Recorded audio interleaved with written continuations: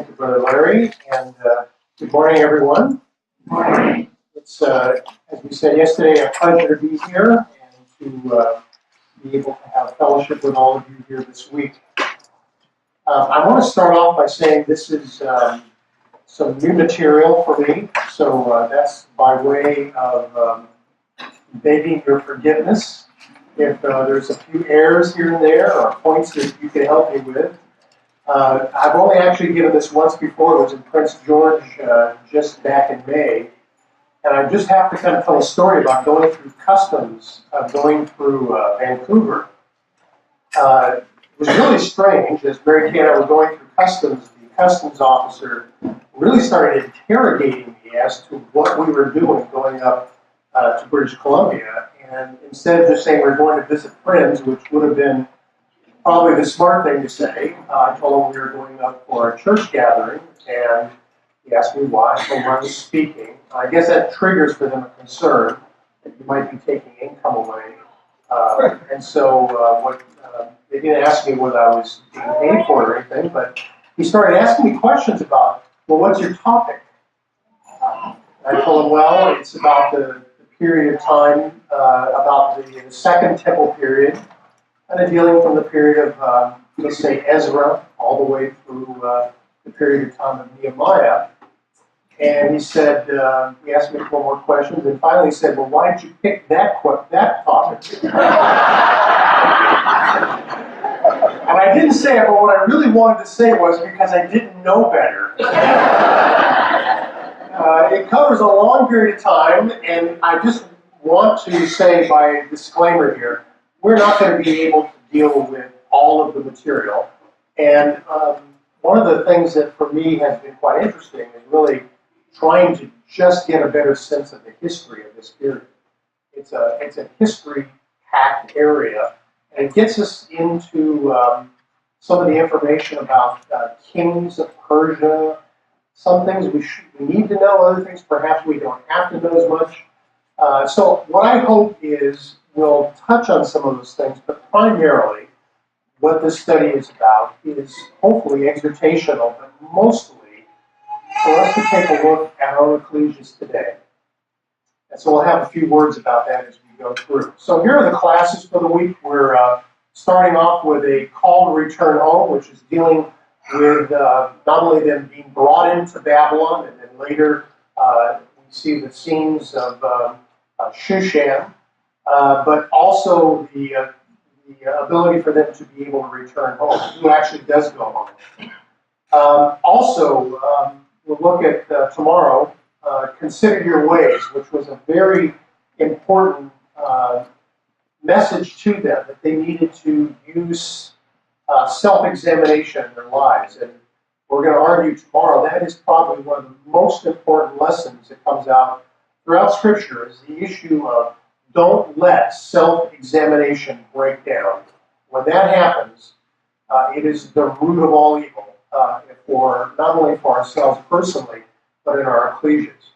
We'll then look at this wonderful section that we read about both in Haggai and also in Zechariah that talks about the day of small things. We hope to be able to connect that to the way that perhaps we should look at our ecclesias in modern times. We'll look at Nehemiah talking about rising up and building. We'll then move on to look at the period of Malachi when we look at the priesthood. And finally, we'll try to bring that back together and say, okay, so we live in the day of small things, not the day of great things, not the things that we look forward to in the kingdom age. What is it like for us now? What are some of the lessons for us living in this age today? So that's hopefully what we'll be going through this week. Just 2 weeks ago, I was in Europe, and I had I don't know if it's the word opportunity, but I had the experience of going to Auschwitz and to Birkenau, which is actually that picture. And if you've not been there, these are places where you go to if you never really haven't seen anything quite like it. I'll spare you the details. If you've been there, you know that there's nothing quite like the inhumanity and terror of these places. But I thought it was really interesting that there's a sign when you first walk in from George Santayana, which says those who cannot remember the past are condemned to repeat it. And that's why they've spent so much time and money to keep restored this particular site. By the way, I find it's, Americans are everywhere. You go to this site that is one of the most infamous places in the world, and you're getting your mind prepared to go into this place. And as you're about to go in there, you pull into the driveway, and over here is KFC, and there's McDonald's on the other side. It's just, you can't get away from this stuff.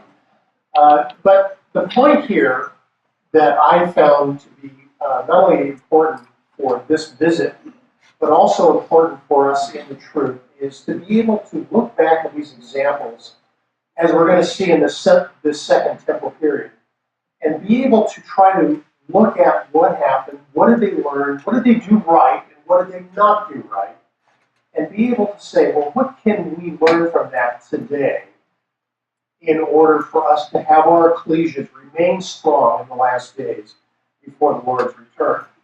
Now, when we read verses like this, and we could have a whole bunch of verses like this, such as this one in Luke 21 in the Olivet prophecy, where the Lord is talking about the big challenges of what I think is question 3 that is asked by the apostles, which is dealing with the things of the very last times.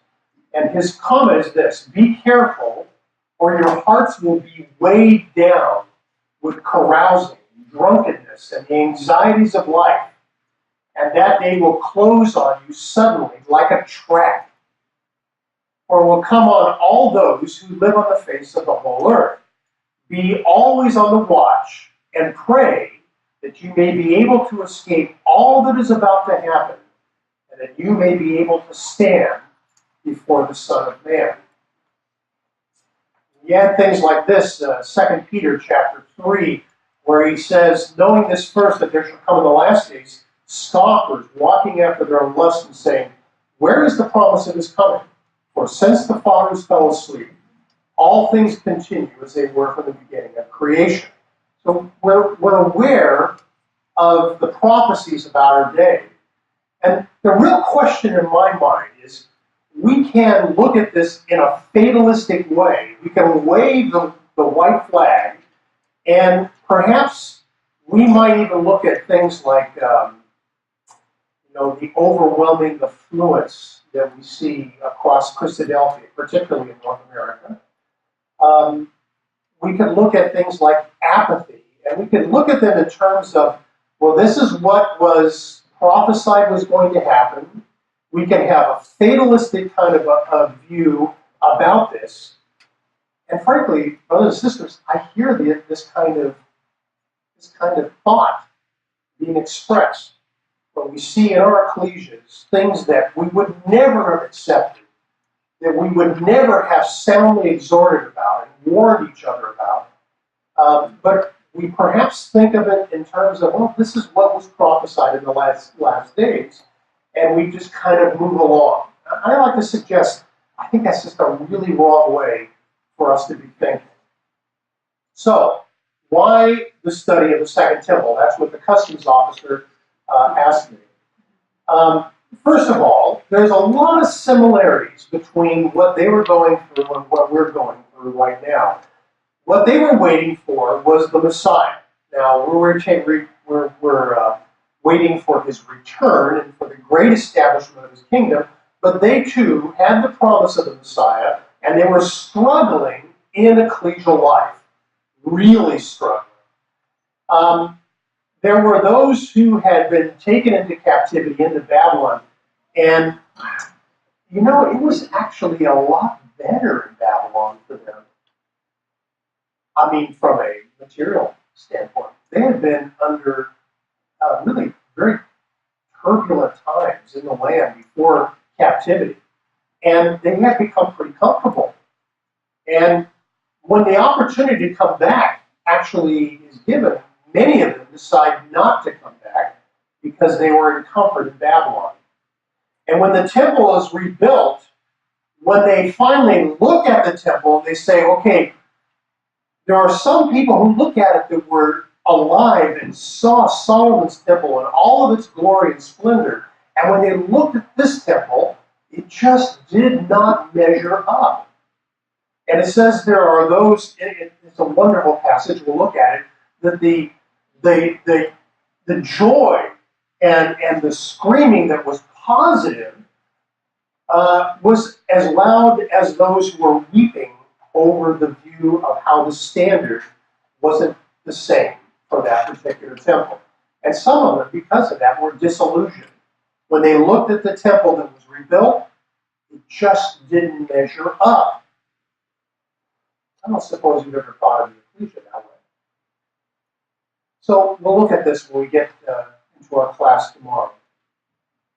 And for many, self-examination was absolutely broken. By the time we get to Malachi, it's not only the people who have had their self-examination broken, it's the priests, the ones that are supposed to be warning them, who are serving bread, which is moldy, which is inappropriate to be offered. You know, offering the blind lamb, things that you say to yourself, who did they think they were serving? Did they not know that God could tell these things? Well, for them, there was something fundamentally broken, and that was the ability to look inside their own lives and their own hearts and examine themselves. And they were struggling to deal with decay and with apathy. It was all around them. Sounds kind of familiar. And then also, leadership. The very leadership that was supposed to be there to help them stay away from sin, we're going to see actually was enabling them to sin. It wasn't that they were neutral, they were actually enabling sin. So the question about all of these things is that what can we learn from these stories about their reform? I would suggest that that's where we are in North America. Brother Joe and I were having a discussion this morning about how different the truth is in our lifetime. In our lifetime, how we see now that there's, 50% or more that don't speak English in Christadelphians. Think about that, the change that we see in our own lives. But in North America, we're roughly 6,000-7,000 Christadelphians. That's not even the size of the number of Christadelphians in Malawi. So how are we supposed to look at North America? Are we supposed to look at North America? Well, it's too bad. Things passed us by, and we're just going to have to hold on, or we look for reform. That's really the message I hope will come out of these studies. Now, there really are three temples, but there are oftentimes referred to as two temple periods. And that's largely because we certainly, I think even our youngsters would know that there was Solomon's temple. They might not know about Zerubbabel's temple, but there is certainly the period of time where in about 516 BC, and again, anytime you hear these dates, there's always 5 different sources you can find with different dates.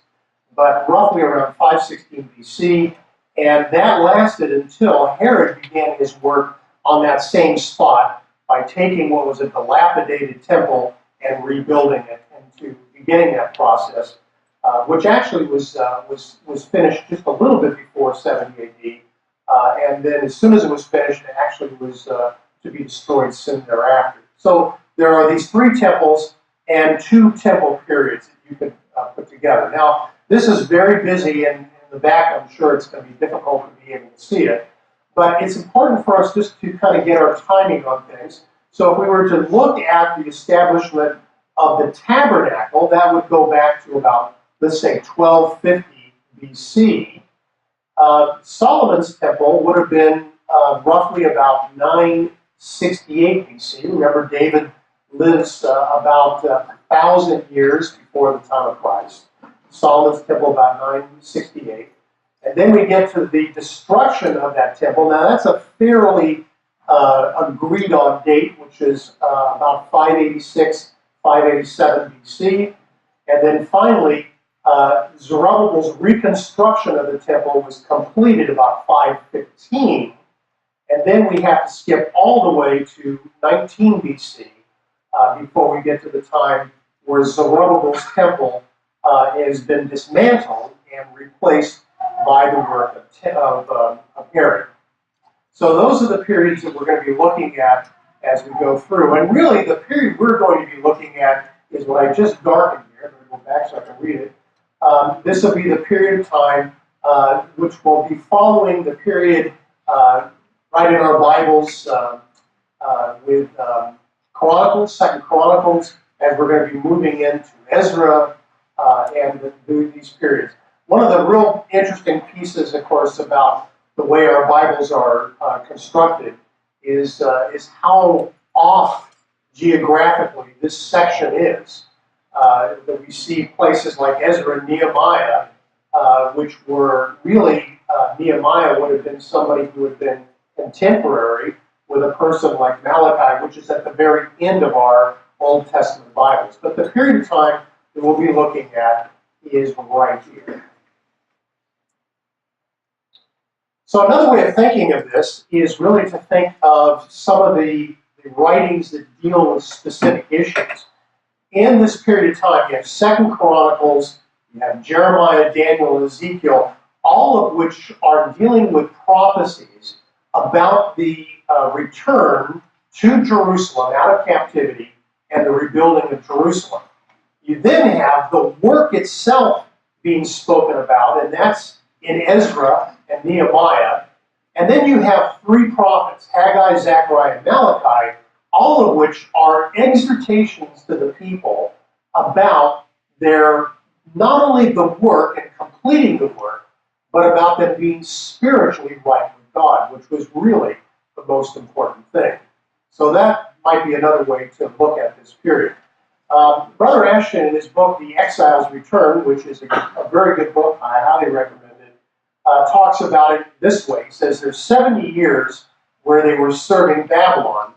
And if you go back even before that, back to the time of the Assyrians, Sennacherib goes into the northern 10 tribes and takes 200,000 captives into Assyria, and of course brings Assyrians down into the land. And there's a long period of time, until 598, when Nebuchadnezzar then comes into Judah, carries away Jehoiachin and 10,000 captives, and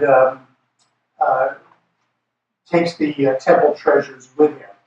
And then we have the 70 years of desolation of the temple, starting with the burning of the temple, Cyrus making his decree around 536, allowing them to go back, the work getting started, the temple foundation being laid. Then we have a big delay that occurs.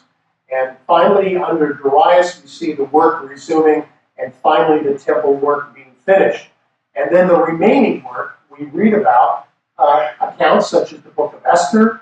We read about Ezra returning back to the land, Nehemiah returning back to the land, and then being recalled by Artaxerxes, and finally Nehemiah going back again and returning to Jerusalem. So if this helps you, it's kind of an overview, the context of the period of time that we're going to be talking about.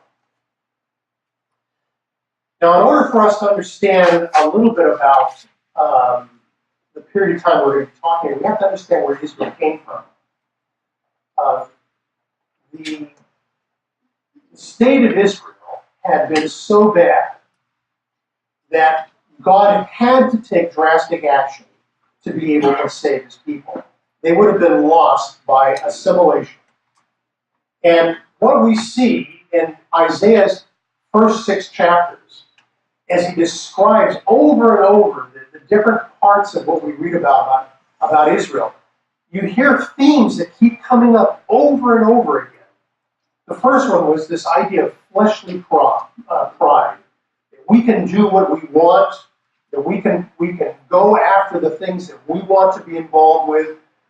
And we'll look at a verse here in a moment, which I think just really fits that kind of mentality. But there's also this constant view of how they had lost the ability to look at their own behavior. They just couldn't see it anymore. And then also inadequate spiritual leadership. These were really some of the things that Isaiah was dealing with during this period of time.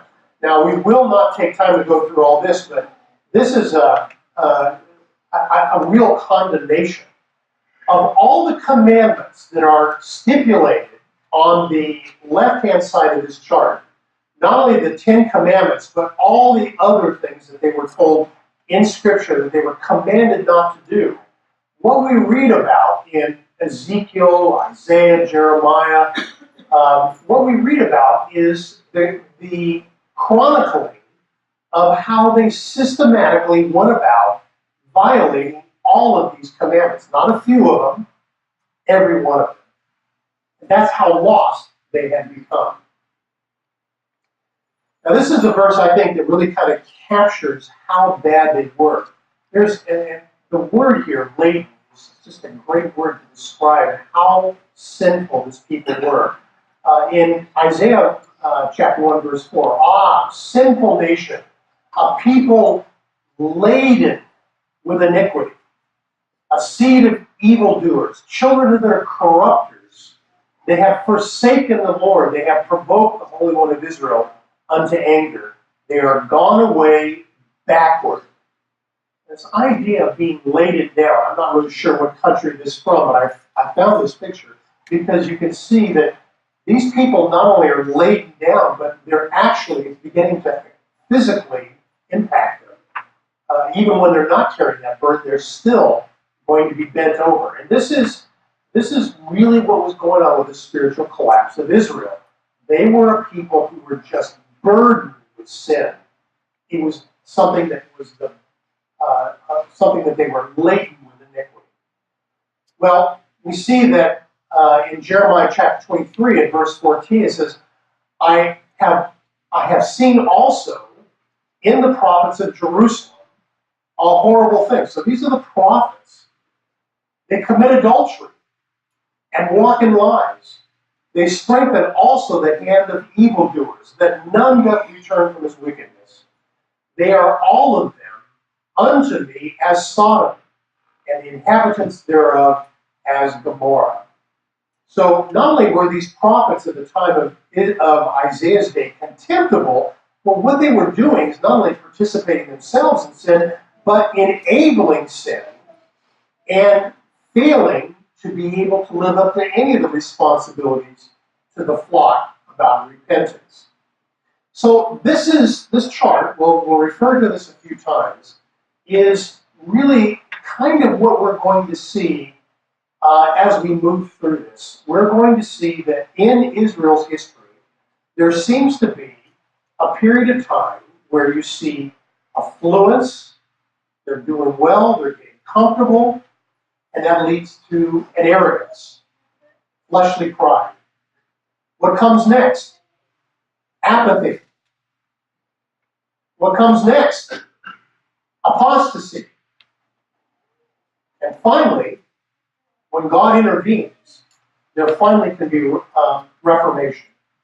Now, the question you might ask yourself is, if we look at our own fellowship, because this is the value to us, if we were to say, well, where do you think we are? Where do you think we are? Affluence and arrogance, fleshly pursuits, might see some of that, right? How about apathy? Any ecclesias out there dealing with apathy in your ecclesias? So, just by extension, what's the next big threat you would expect? It's the threat to the very truth that we all hold to. So, this is something we'll deal with a little bit later, but this is what we see occurring with Israel. And in the prophecy of Isaiah, it was something that really kind of labeled what was going on with Israel throughout their demise. Of course, this is something that was prophesied all the way back into Deuteronomy, chapter 28.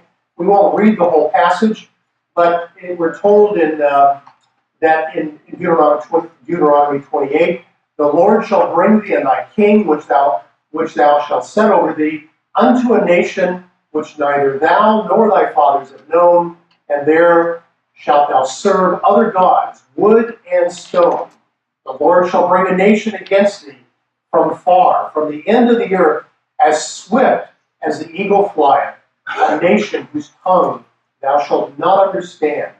And he shall besiege thee in all thy gates until thy high and fenced walls come down, wherein thou trustest throughout all thy land. He will besiege thee. So this was something that was identifying for them that this is what they could expect because of these conditions.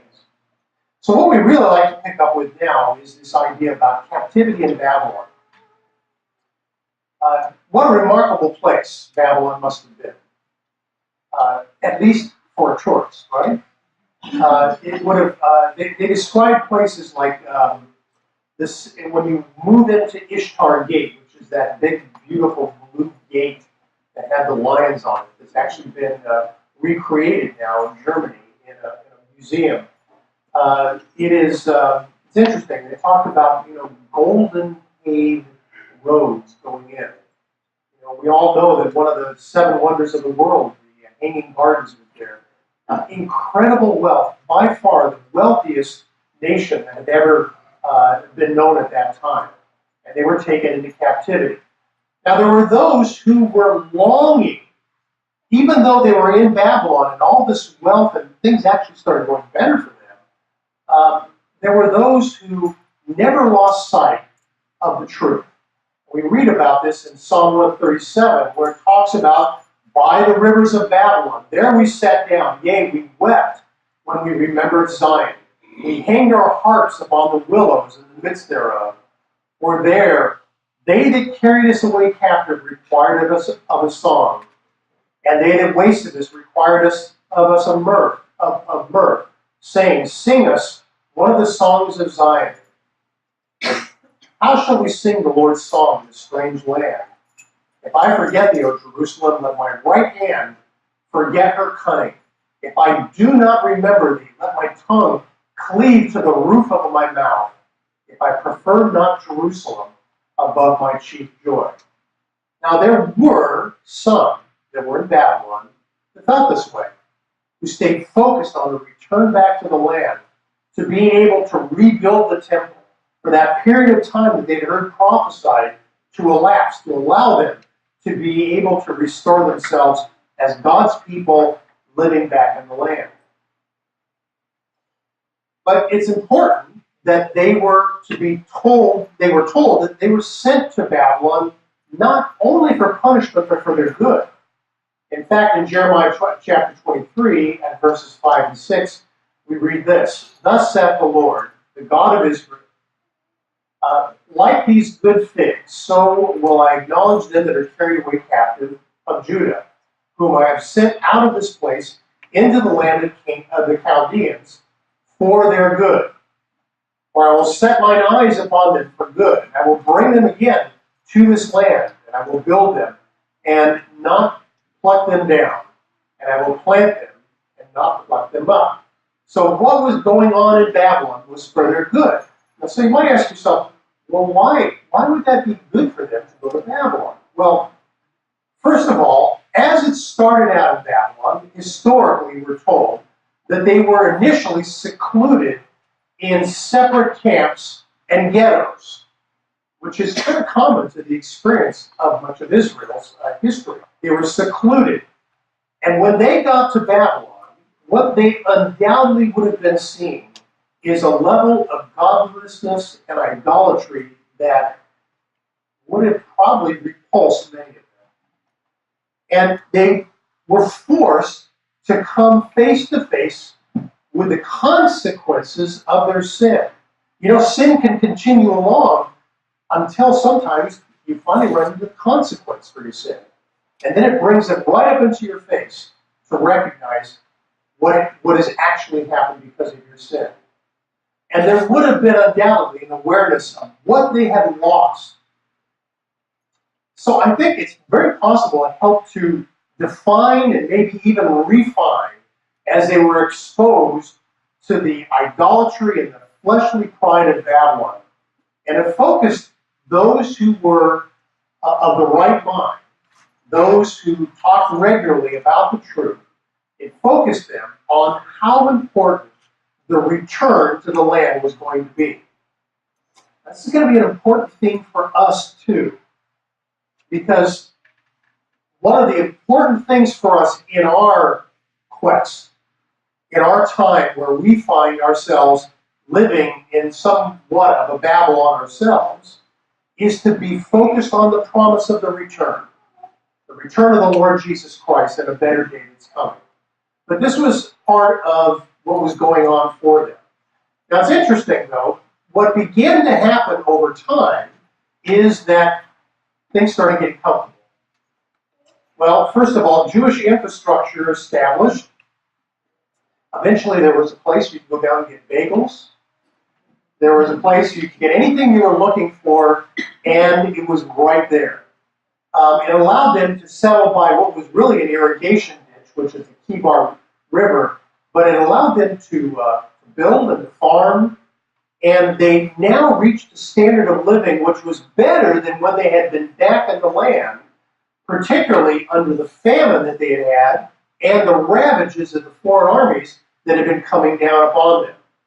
They're actually living right now relatively free from persecution, and they were able to retain their priests, their prophets, and their elders, and also to occupy houses and really kind of settle into a normal life.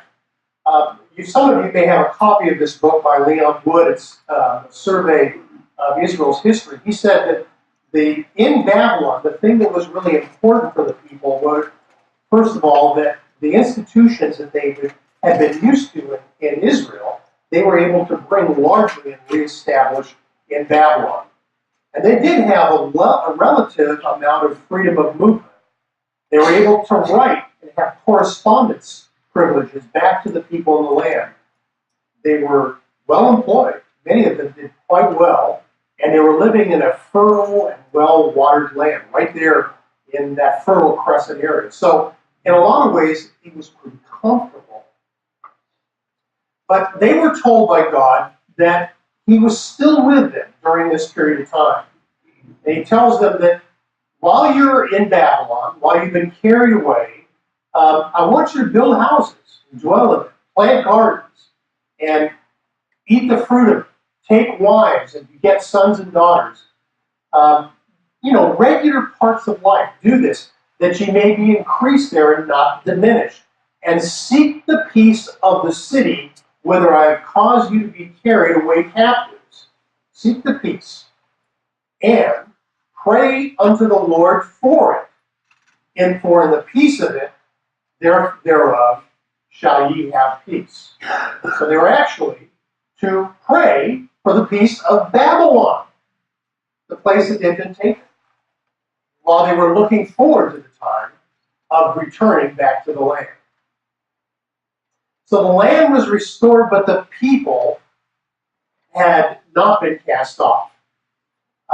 The land also, this is from Leviticus 26, the land also shall be left of them, and shall enjoy her Sabbaths, while she lieth desolate without them. And they shall accept of the punishment of their iniquity, even because they despise my judgments, and because their soul abhorred my statutes.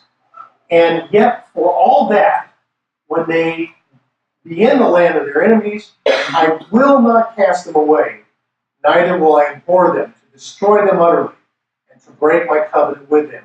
For I am the Lord their God, but I will for their sakes remember the covenant of their ancestors, whom I brought forth out of the land of Egypt in the sight of the heathen, that I might be their God. I am the Lord. So Leviticus 26 talks extensively about this, and that He would not break His covenant, but remember it and bring them back into the land. So let's see if we can kind of put this all back together for a moment. Israel had been on the precipice of being completely lost in sin. They were without repair. God had sent prophets to them, and they didn't listen to the prophets. They persecuted those prophets. But God had brought about, because of this, a severe judgment on Jerusalem. And he saved many, and he placed them really in what was an ideal location for them to begin to change the way they think and to be able to be restored to peaceful times.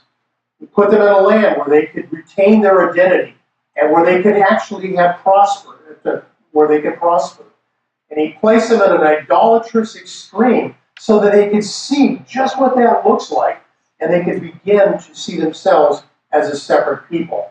And what he primarily did is he got them focused not on their fleshly pursuits of the day, but on the future and the promised return. Of course, that then takes us to this Persian window of opportunity. And this is the time where they're able to begin to return back home. Jeremiah 51 and verse 11. Make bright the arrows, gather the shields. The Lord hath raised up the spirit of the kings of the Medes for his devices against Babylon to destroy it. Because it is the vengeance of the Lord, the vengeance of his temple. So the beginnings were to start right away, and that was the time of the Medes. And of course, remember, Jeremiah had been told that they would return back to the land. Don't destroy the deeds, all the things that are the claims that you have of a purchase of a land. Take the evidences. Take the purchase documents. Keep them, because when you return, you're going to go back and you're going to possess your vineyards and your fields and your houses. Well, sounds a little bit similar to what we might think of in our own lives. So what God's doing is he's revealing his plan for the redemption of Israel. And he reveals the nations that are going to be involved. Babylon, the Medes. He doesn't reveal every detail, doesn't tell us every single part of it, but he provides an outline and an understanding of the time frame. And he asks fundamentally for Israel to believe in his power and his ability to bring about his plan. And if they do this, they will be able to watch the plan unfold and then to take comfort in the return to the land. But they needed to be watchful, be looking for the signs, and be ready. And don't be entangled in the city of Babylon. Now, just a lot of things here that sound really familiar. It sounds a lot like the day and the age that we live in. Being watchful, looking for the signs. We don't have every detail, but we have the names of the nations, don't we? We have the plan, and we can see it unfold. And what the message for us is, don't be entangled in the Babylon of our lives. We won't spend much time on this except to say that there are a number of Persian kings that are mentioned in the Bible and some that are not. A couple of things. First of all, we're going to be looking at Cyrus in a moment. We're going to read about his proclamation, which is very important. Then we hear about Ahasuerus, which is mentioned in Ezra chapter 4, verse 6. This person right here, who's called Artaxerxes, is a very interesting person in this unfolding of this history of time. And look how long he rules. About a half year.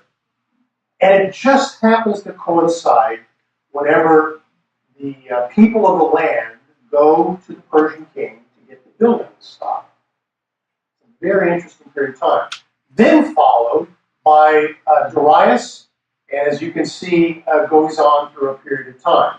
So we're going to come back to these Persian kings, but the one that we want to focus on right now is obviously going to be dealing with Cyrus. In Isaiah 43, we're told, "Thus saith the Lord, your Redeemer, the Holy One of Israel, for your sake I have sent to Babylon and have brought down all their nobles and the Chaldeans whose cry is in the ships. I am the Lord and your Holy One, the Creator of Israel, your King." So he was going to bring down his Babylon. And the way he was going to do that, obviously, was by giving the battle over to the Medes.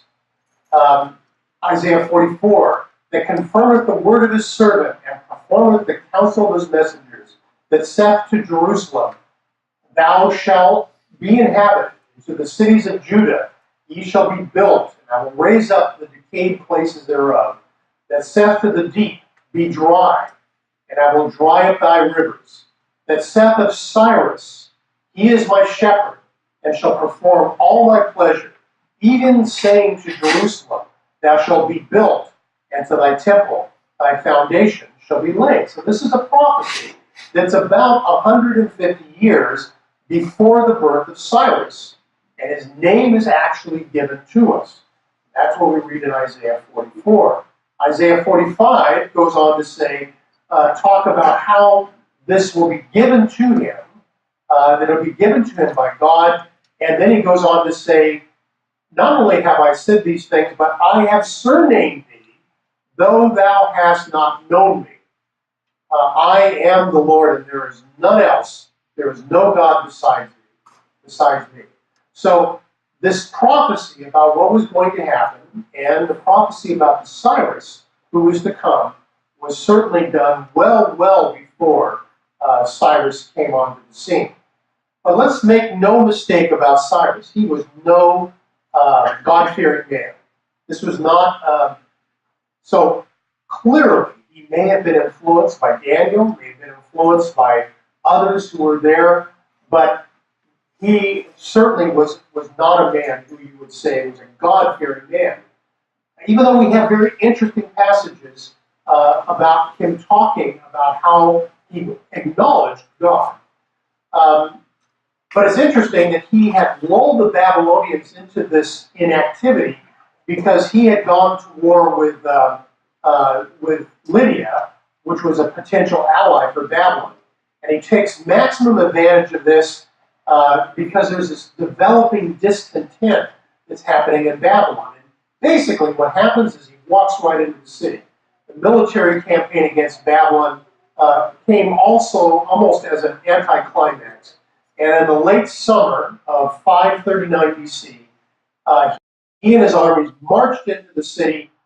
He seized the hands of the statue of the city god of Babylon, and as a signal of his willingness to rule as a Babylonian king and not as a foreign conqueror, he was actually hailed by many in Babylon as a legitimate successor to his throne. So when he came in, he was able to do this in a very wise way.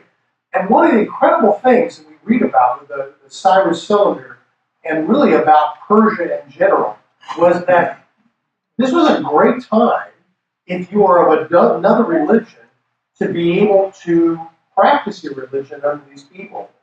This under the Cyrus cylinder from 539 BC, I announced that I will respect the traditions, customs, and religions of the nations of my empire, and never let any of my governors and subordinates look down on or insult them while I am alive.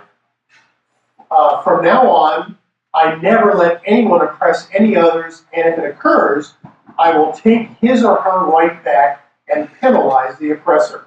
I will never let anyone take possession of movable and landed properties of the others by force or without compensation, which is kind of interesting, as he gives back the things that were taken by Nebuchadnezzar from the temple to go back to the land.